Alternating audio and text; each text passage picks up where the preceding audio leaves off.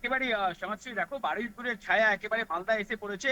যেটা জানা যাচ্ছে যে পরিবার সূত্রে যে একটি যে নাবালিকা মেয়ে একেবারে দেখো ষষ্ঠ শ্রেণীর ছাত্রী এমনটাও জানা যাচ্ছে।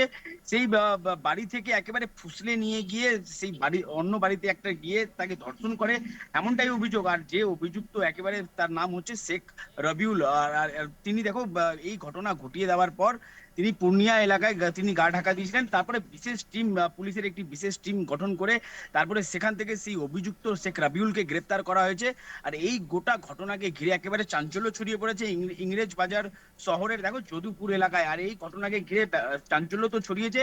আর লিখিত অভিযোগ দায়ের করা হয়েছে। আর যেটা পরিবার সূত্রে যেটা জানানো হয়েছে যে এই যে নাবালিকা নাবালিকা দেখো যখন পরিবারকে জানানো হয় যে তার শারীরিক অবস্থা খারাপ হচ্ছে আর তাকে হাসপাতালে নিয়ে যাওয়া হয় পরিবারের তরফে, তা সেখানেই হাসপাতালে জানতে পারে পরিবারের সদস্যরা যে তার মেয়েকে ধর্ষণ করা হয়েছে।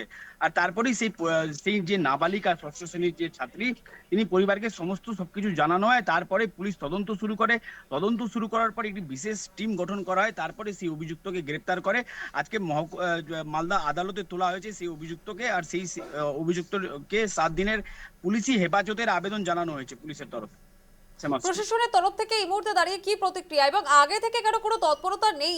কিভাবে ঘটছে ঘটনাগুলো? আবারও নারী নিরাপত্তা নিয়ে বড়সড় প্রশ্নচিহ্ন কিভাবে রাজ্যে উঠে আসছে?